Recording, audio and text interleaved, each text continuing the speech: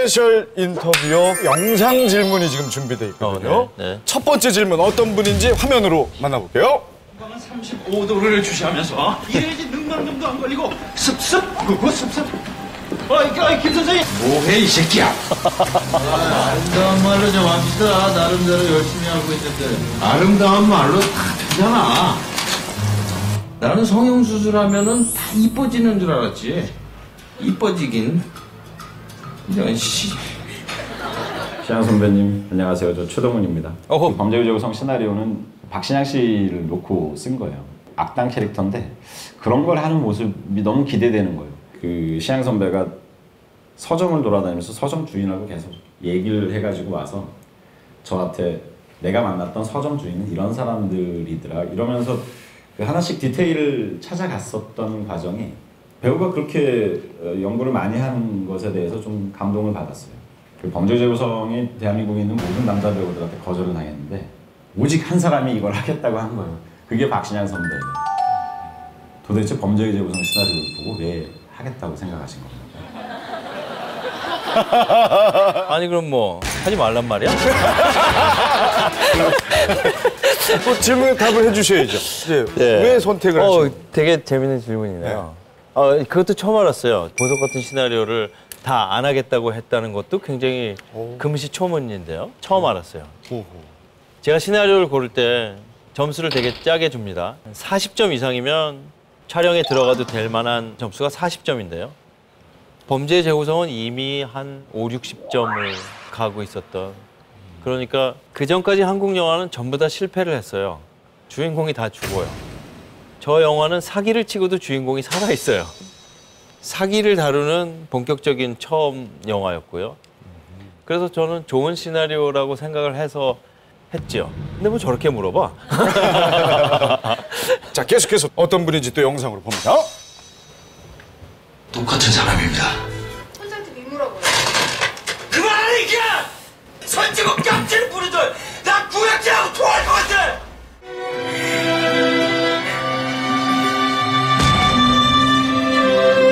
타협하지 않는 지독한 배우다. 그 일지 같은 걸 써서 작품에 도움이 됐으면 좋겠다고 보내줬는데 그게 제 기억으로는 아마 그 A4지 분량 한 160점? 굉장히 놀랐었어요. 이런 배우가 있구나. 내가 형한테 궁금한 거는 재산이 얼마인지 재산이 얼마나 되는지 궁금해요. 진짜 궁금한 거는 많은 작품들이 오는 걸로 알고 있는데 작품 선택의 기준, 형이 생각하는 제일 중요한 기준이 뭔지. 같이 일을 했지만 그런 일을 딱히 한 적은 없는 것 같아요. 맨날 작품 얘기만 했지. 뭐 어떤 작품들을 또 은근히 또 작품 잘 보잖아요. 저도 궁금합니다. 재산이 얼마나 되세요? 저의 재산은 네. 제가 가진 건강한 육체와 아직 안 끝났으니까 들어봅시다. 이것도 중요한 재산이시죠? 건강한 육체. 이제까지 굳건하게 버텨온 정신력과 나의 가족과 내가 사랑하는 장학회와 장학생들과 나를 사랑해주는 많은 분들이십니다.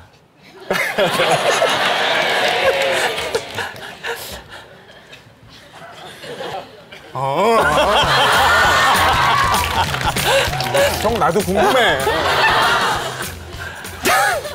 통장에는 얼마나 들어 계세요? 사실은 목표가 100억인데요. 왜 100억 정도를 생각하고 있냐면 저희가 지금 장학생을 3명씩 뽑고 있습니다. 그리고 학비의 50%를 지원하고 연기를 하면서 멘토링을 제공을 하고 있어요. 그게 좋은 선후배를 만드는 방법이라고 생각해서 100억 모으기 프로젝트에 돌입을 했는데요. 그래서 현재 장학회 통장에는 1억 정도를 넘어가고 있고 앞으로 100억 정도가 모이게 되면 장학회가 잘 운영되지 않을까 싶어서 그 통장에 돈을 집어넣고 있습니다. 3명의 장학생을 뽑지만 제가 죽기 전에 100개의 장학금을 만들어 놓고 죽겠습니다. 네, 앞으로도 좋은 일 많이 해주시고 또 꿈을 가진 젊은 친구들의 그 도전도 기다려 보겠습니다. 아까 그 저 작품 선택 기준 그래도 뭐 네, 껴놓은 거지만 그게 있었죠. 질문했으니까요. 네네. 영화나 드라마 시나리오나 대본을 보면 이게 영화나 드라마로 만들어졌을 때 보는 사람이 기분이 어떨까를 생각해요. 좋은 영향을 주고 느낌을 주고 사랑하게 하고 사람을 더 적극적으로 만드는 긍정적으로 만드는 그런 영화나 드라마를 좋아합니다. 거기 핑크? 거긴 좀 앉지? 나 오늘부터 그대를 사랑해도 될까요? 저 남자가 내 사람이다. 저 남자 내 애인이냐고 왜 말을 못하냐고. 이 꼴을 하고서 어떻게 그래요? 내가 어떻게 그러냐고요?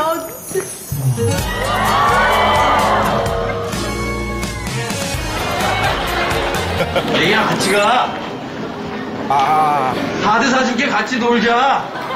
애기야? 그러니까 박신양 작품 대개 내가 다 봤지. 내가 기억나요 그거. 애기랑 같이 가. 카드 사줄게 같이 놀자. 애기야? 그 좋아요. 그 간단한 대사인데 그렇게 분명하게 뚜렷이 사랑하는 여자에 대해서 자기 의사를 분명하게 전달하는 거 그런 것들이 나왔다는 거 이게 굉장히 기억에 남는 장면인 것 같아요. 학생 때부터 뭐 항상 철저하게 준비하고 작품 분석 열심히 하고 그다음에 기억나는 건 재미있는 일은 이 악관절 훈련을 하는데 이게 편하게 떨어져야 되거든요. 그 악관절 훈련을 너무 열심히 해가지고 한번 빠졌던 것 같은 그런 기억이 나는데 그래서 아주 내가 염려스러웠었는데 상당히 다듬어진 목소리예요. 자랑스러워요. 이건 뭐 궁금하면서도 부탁이기도 한데 신양이 성채한테 동생 하나 봐주면 안 되겠나? 내용을 미루어서 짐작해 보면 아마도 선생님이시지 않을까? 어떤 분이십니까? 네. 저의 은사님 안민수 선생님이세요. 아까 그 애기야 가자 그 대사를 참 좋아하셨다고. 예. 네, 그래서 질문이 그러니까 애기 언제 나오냐? 애기는 저는 애기들이 한 5명쯤 있는 걸 꿈꿨었는데 언젠가는 뭐 꿈이 이루어지겠죠. 그럼 지금도 계속 노력 중이신 네, 꿈을 언젠간 꿈이 이루어지겠죠. 그래요. 앞으로 저희가 응원하고 있겠습니다. 연기를 전공하는 공부하시거나 관심 있는 분들이시죠? 네. 궁금한 게 정말로 많으시죠? 시간이 아깝지 않은 대화를 한번 시도해 볼까요? 지금부터? 배우로서 노력이나 재능도 필요하겠지만 현실적인 돈 문제를 빼놓을 수 없을 것 같습니다. 5년이라는 시간을 배우면서 정말 돈이 많이 나가고 어머니 등골이 휘는 걸 많이 봤습니다. 박신양 씨께서도 이런 돈 문제 때문에 힘드신 적이 있으셨습니까? 오케이. 얘기해 주실래요? 김리나 씨?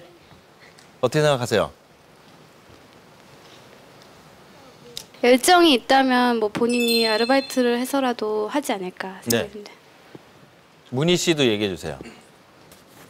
그거는 이제 네, 마이크 옆에 있어요. 네. 그거는 이제 인생의 기로에서 꿈을 선택할 것인지 아니면 조금 편안한 인생을 선택할 것인지 그거 마음 자세에 달린 것 같아요. 예. 어떤 걸 선택하는지는 최상규 씨가 선택하는 거예요. 예. 선택은 자유입니다. 예, 알겠습니다. 예. 또 나는 여기에 대해서 이렇게 생각한다라고 하시는 분 계신가요? 복학생 저 선배님. 네. 제 생각에는 네, 마이크 좀 주십시오. 네, 마이크 달려 있습니다. 네네.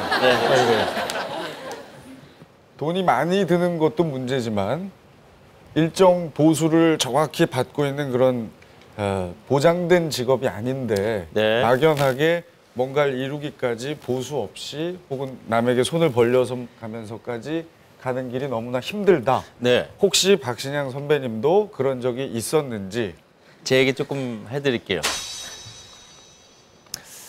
연극영화과를 학과를 졸업하고 공부를 하고 싶어서 연기자의 길을 이제 그때부터 선택해 간 것 같아요. 학교를 다닐 동안에는 4학년이 돼도 청소를 해서 연습 장소를 쓸 수가 있었어요. 그리고 졸업을 하게 됐는데 이제 연습할 데가 없어졌잖아요. 그래서 대학원을 가야 되겠다고 마음을 먹었어요. 절에 들어가서 친구들하고 같이 공부를 하게 됐어요. 대학원을 붙었어요. 시험을 봐서.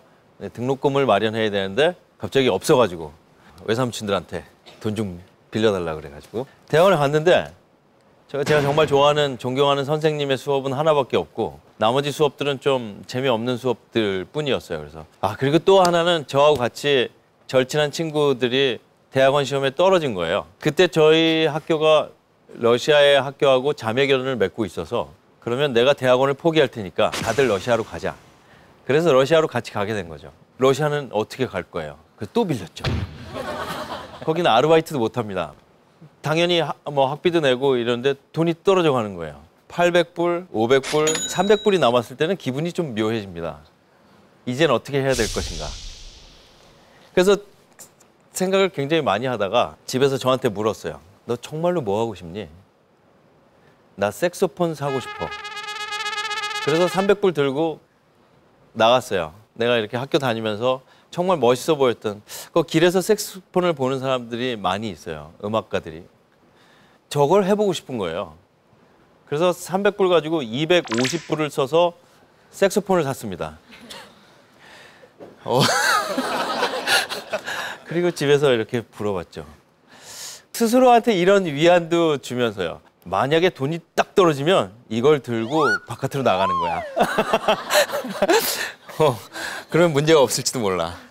근데 색소폰은 그렇게 금방 배워지지 않고 나머지 50분이 점점 없어져 버렸어요. 절박한 생각을 해야 될 시점이 온 거죠. 근데 스스로한테 이런 답을 찾아낸 것 같아요. 세상에 하고 싶은 일을 하다가 굶어 죽은 사람이 있나? 없습니다. 연기하고 싶어서 미친 듯이 달려들었는데 굶어 죽은 사람이 있나? 한번 찾아보세요. 특히 질문하셨던 상규 씨 꼭 찾아봐야 됩니다. 네, 아마 없을 겁니다. 그래서 저는 스스로한테 위안을 얻었어요. 괜찮아.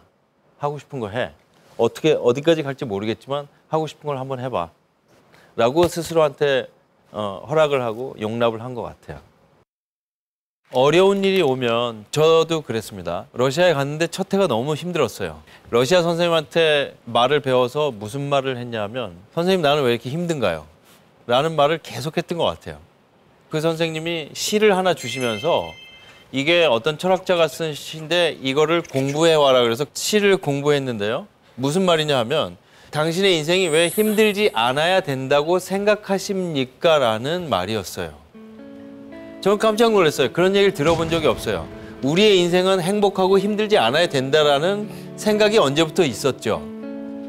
힘들면 우리 인생이 아닌가요? 그런데 잘 생각해 보게 됐어요. 힘들 때와 힘들지 않을 때가 얼만큼씩 있지? 거의 50%인 것 같고요. 좀 더 생각해 보면 즐거울 때보다 힘들 때가 더 많은 것 같아요. 그런데 그 힘든 시간들을 사랑하지 않으면 나는 나의 인생을 사랑하지 않는다는 뜻이 돼요. 힘든 시간을 사랑할 줄 아는 방법을 알게 되면 되게 좋을 것 같아요. 그 생각을 한번 해보십시오. 네. 되게 박신양 씨 보면 계속 연기 생각만 하는 것 같아요. 근데 그런 박신양 씨가 한 번도 흐트러진 모습을 잘 대중들에게 보여주신 적이 없잖아요. 근데 어떤 그런 흐트러진 모습도 있는지, 뭐 술을 드시는지, 아니면 주사 같은 게 있는지 뭐 궁금합니다. 나의 흐트러진 모습을 보고 싶은 건가요? 잘 때 흐트러져요. 흐트러지는 거에서 뭐 좋아하거나 선호하거나 그것만이 인간적이다라고 생각하는 건 아니에요. 제가 생각하는 인간적인 건 자기가 할 수 있는 일에 최선을 끝까지 다 해보는 사람이 인간적이다라고 생각해요. 모든 거에 한계를 가지고 태어났잖아요. 그 한계에 도전해보는 게 인간적이라고 생각을 해요. 나는 인간적이고 싶어요. 내가 할 수 있는 최선을 한번 다 해보고 싶어요. 내가 좋아하는 일에 목숨을 걸어보고 싶어요. 그게 뭐든지. 그리고 언젠가는 죽는 날이 오겠죠. 그때 이렇게 얘기하고 싶어요. 괜찮았어. 이러고 싶어요. 즐거웠어. 아주 괜찮은 여행이었어. 나는 그게 인간적이라고 생각해요.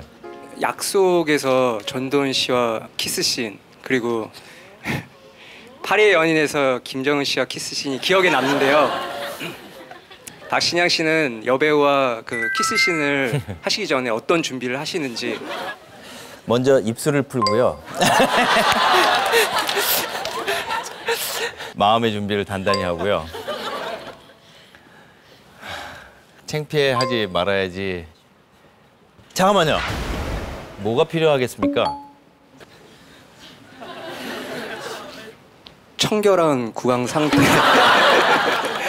그리고요, 사랑하는 사람과 키스를 해본 적은 있나요?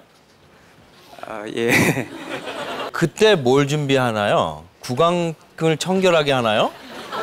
아, 그렇지는 않았고 그냥. 뭘 준비했죠? 사랑? 사랑 전에 뭐가 있었죠? 사랑 전에 만남? 만나기 전에 그 사람이 관심이 있었겠죠. 아, 예. 네. 어딘가는 매력적이었겠죠. 예. 얘기하고 싶었겠죠. 예. 가까이 가고 싶었겠죠. 좋아하는 점이 있었겠죠. 연기할 때 준비해야 되는 건 그거죠. 그 결혼 전의 키스와 결혼 후에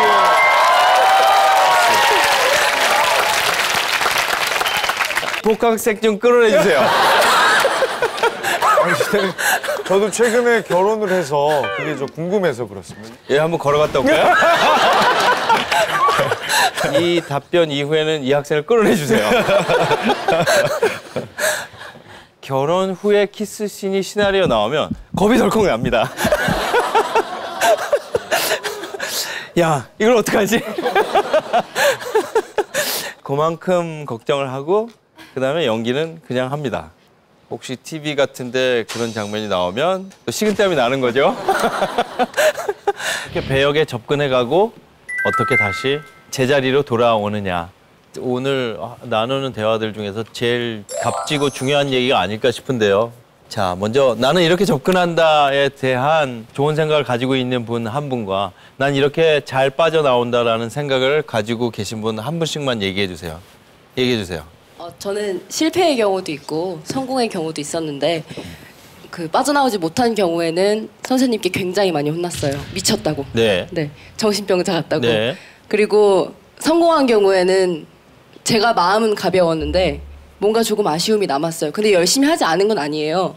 근데 뭔가 그냥 훅 하고 사라져버린 느낌? 또 누구 대답? 네. 그 두 가지 분류가 있는 것 같아요. 한 가지는 안 좋게 좀 끝나는 경우가 있고 한 가지는 의사랑 상의해서 하는 경우가 있는데 첫 번째가 히스레저 분 보시면 그 조커 역할 몰입하다가 약물 중독 때문에 자살한 경우도 있었고 또 한 가지 경우는 제가 박중훈 씨 트위터를 보면 그 사람이 한 역할을 끝나면 그 신경정신과인가? 거기를 왔다 갔다 한다고 하거든요. 그 역할을 빠져나오려고. 제가 생각하기에는 좀 그런 데에서 빠져나오려면 그 역할을 했던 선배 연기자를 만나거나 아니면 그런 데에서 자문을 얻거나 그런 게 필요한 것 같은데 죽은 사람들 보면 되게 그런 게 좀 아픈 것 같거든요. 예. 그만큼 심각한 문제가 될 수도 있다는 거죠. 누구 생각하시는 분 얘기 좀 해주세요. 어떻게 역에 접근하고 다시 어떻게 빠져나올 것인가. 배역에 들어가기 이전에 배우로서 갖춰야 될 자질 중에 하나가 자기 자신을 아는 거라고도 생각을 합니다. 네. 자기 자신을 얼마만큼 이해하고 있느냐를 알고 있다면 그 배역에서 빠져나오는 과정에서 자기를 찾아가기까지의 과정이 분명히 있을 거라고 생각을 합니다. 이 방법이 정답이라고는 주장할 수 없다라고 생각을 하지만 잠깐! 네. 지금 모르고 하는 소리죠? 중요성만 알지 알기 위한 노력도 안 해봤죠? 지금은 사실은 앞으로 일하게 되면서 10년, 20년, 30년 동안 닥칠 문제에 대해서 미리 얘기하는 거고요.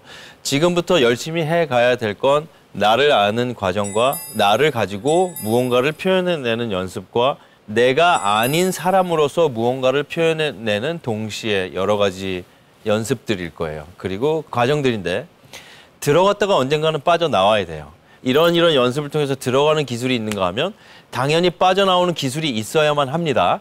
그런데 재밌게도 이 중요한 얘기를 학교에서 왜 안 얘기해 주는지 잘 모르겠어요.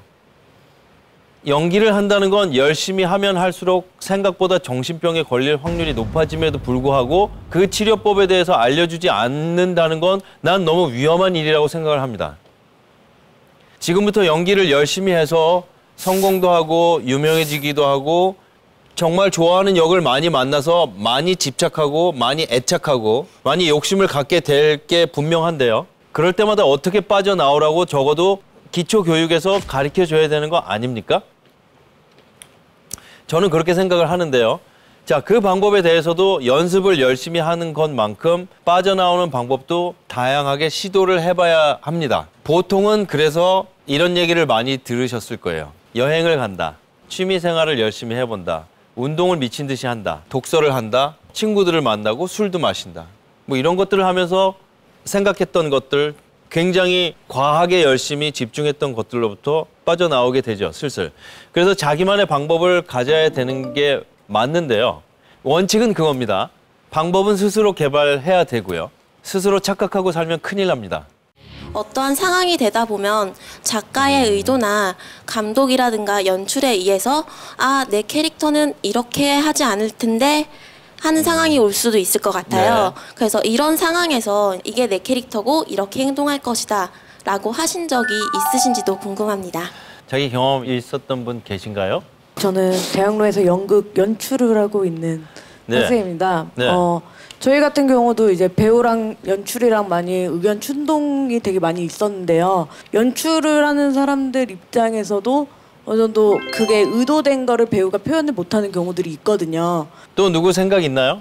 연출님께서 도저히 배우가 이해할 수 없는 의도로 연극을 끌고 가셨고 제 역할도 그렇게 끌고 가셨어요. 근데 결국 배우들이 일어났고요. 저는 제 의도대로 갔습니다. 자, 그런데요.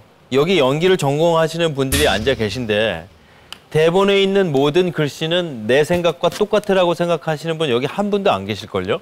셰익스피어의 마음하고 똑같으세요, 지금? 체홉의 마음과 똑같으세요? 아니잖아요. 절대 그럴 수 없어요.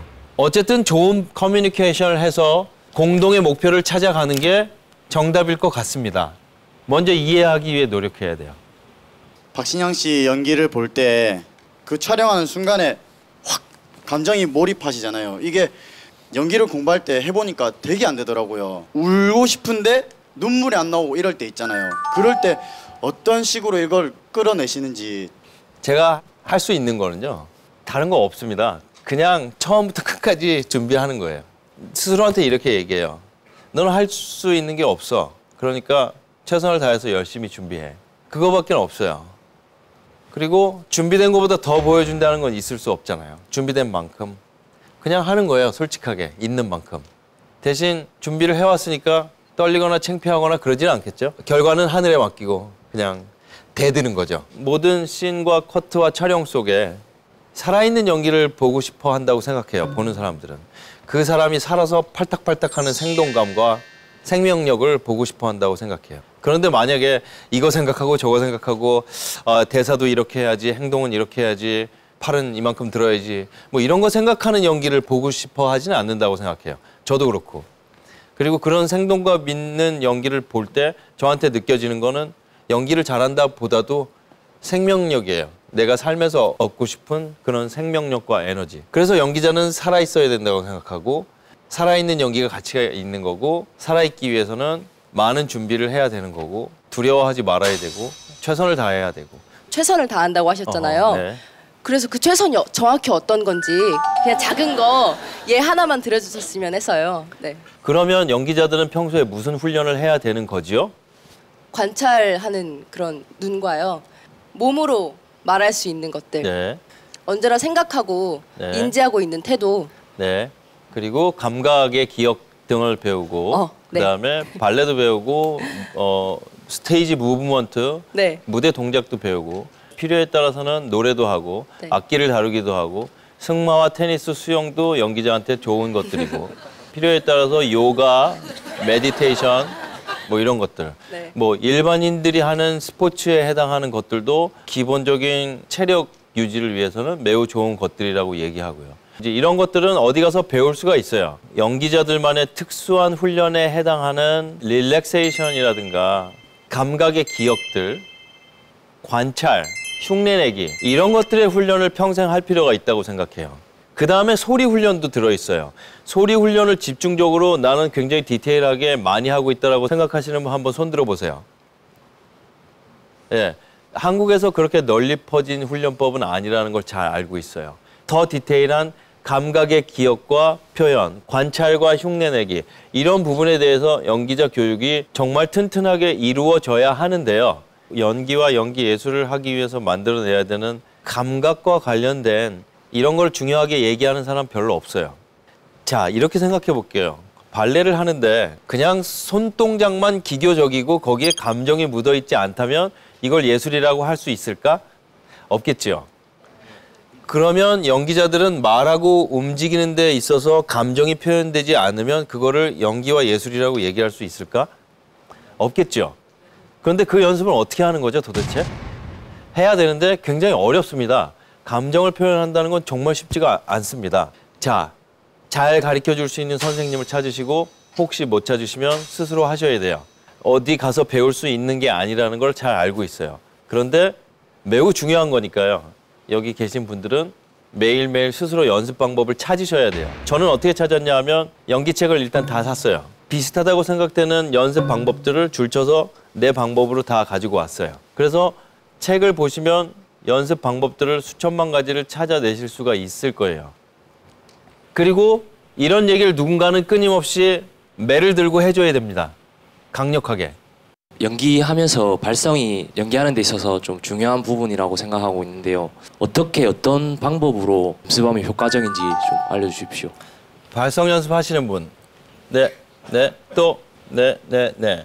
누구 손 드셨죠? 자, 발성 연습에 대해서 한번 얘기를 해볼까요? 제 목소리가 미부터 미까지, 다음 옥타브 미까지가 가장 안정적으로 소리를 낼 수 있어서 그걸로 가장 크게 낼 수 있게 항상 연습을 합니다. 네. 또 누가 발성 연습을 하고 계신다 그랬죠? 허밍이라고 해서 이런 것도 있고 아르르르 이렇게 하면서 일단은 상대를 훈련을 시켜주고. 발성 연습 안 하시는 분 손 들어 봐주세요. 학교 다닐 때 이런 얘기를 굉장히 많이 들었어요. 골프 선수는 매일 연습합니까? 네. 피아니스트는 매일 연습합니까? 네. 연기자는 매일 연습합니까? 골프 연습과 피아노의 연습은 매일매일 새롭고 즐거운 그런 건가요? 굉장히 단순하고 베이직한 것들이죠. 그거를 계속할 수 있는 끈기가 있고 좋아하나요? 연기를 좋아하고 사랑한다는 건 그걸 사랑한다는 일 같아요. 보이스 트레이닝을, 몸의 트레이닝을 매일매일 하지 않고서는 연기를 잘할 수 있는 방법은 없습니다. 그렇게 생각하시나요? 아닐걸요? 그렇게 생각하지 않으면서 네라고 대답하지 마세요. 그럴 필요 없어요. 저의 대학교 선생님께서 그런 말씀을 굉장히 많이 하셨어요. 한국 배우들처럼 연습 안 하는 배우들이 전 세계에 또 있을까라는 말을 굉장히 많이 하셨어요. 잘 압니다. 얼마나 연습 안 하시는지. 표현을 하는 도구들이 있잖아요. 몸, 얼굴, 소리.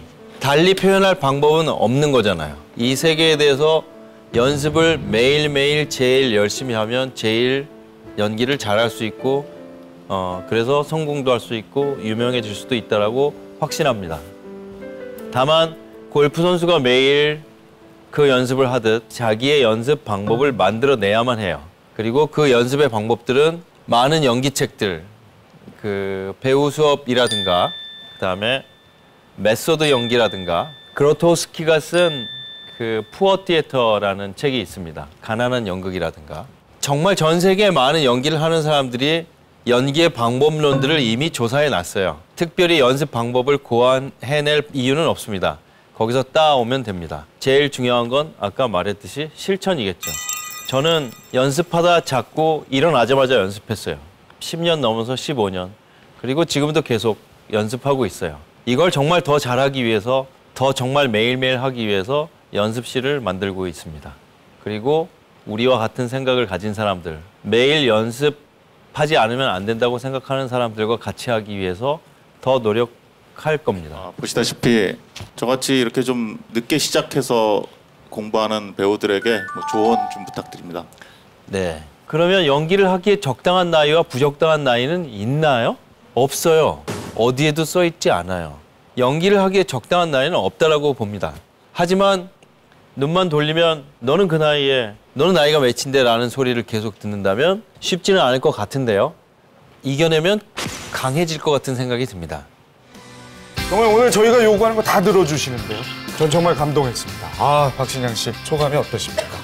쉽게 얘기하려고 했지만 연기한다는 건 그렇게 쉽거나 호락호락한 일이 아닐 것 같은 걸 잘 알고 있고 그럼에도 불구하고 아무도 지치지 말고 정말 많은 연기자들이 태어났으면 끝없는 노력을 해줬으면 하는 뭐 여러 가지 생각이 다 듭니다.